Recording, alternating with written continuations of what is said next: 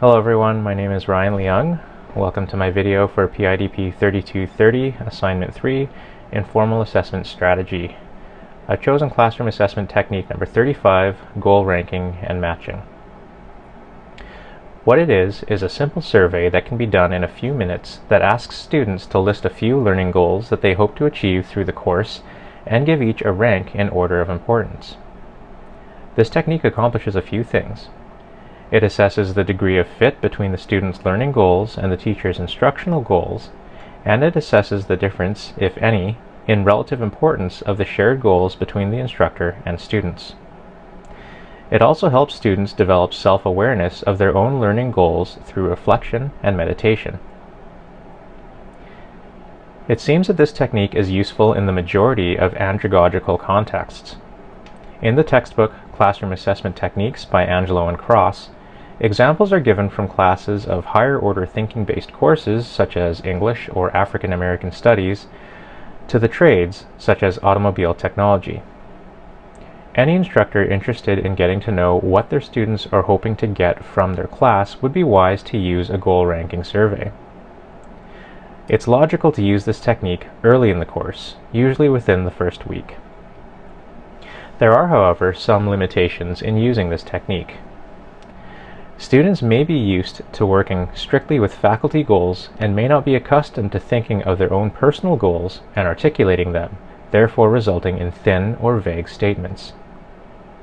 Another limitation is if a student finds out their goals and the teacher's goals don't line up, they may drop out immediately, whereas they may have stayed for a few more sessions had they not known this information. Some of the advantages of goal ranking and matching are that it raises students' self-awareness of their own learning goals, or lack thereof, in relation to the course. It can help emphasize the ownership they need to take for their own learning. This information can be used to increase student motivation as it helps students make connections between their personal goals and the course goals. It can help faculty determine whether there is any overlap between the teacher's goals and those of the students. By determining the level of the student's investment and motivation for learning in that course, faculty can adjust the course syllabus, where possible, by incorporating student goals. If the course will not address the goals the students anticipated, they will appreciate knowing this early on so they can enroll in a different one. So how is this classroom assessment technique implemented? Well, first off, you have to make sure that you have clearly articulated your instructional goals for the class before implementing the goal ranking survey. Decide beforehand if you are willing to alter or substitute anything in your course syllabus to accommodate differing student goals. If there is nothing, it's best not to use this technique. On a piece of paper, have the students write 3 to 5 goals that they hope to achieve by taking your course. Explain that their goals should be as specific as possible.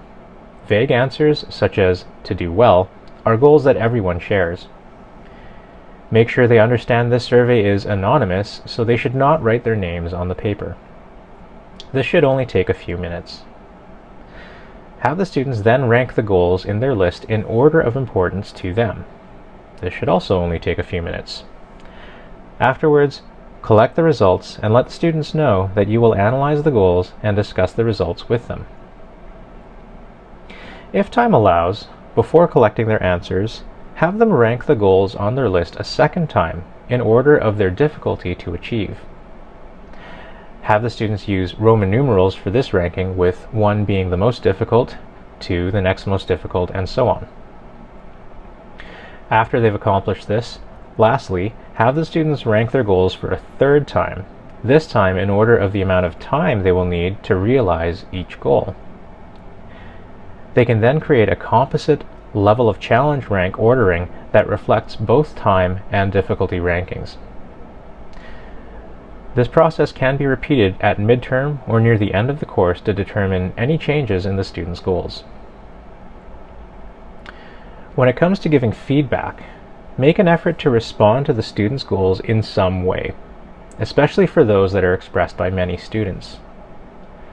Let them know of any changes you intend to make in the course content to align more with their goals. It may be possible to allow some students to pursue a research project or term paper.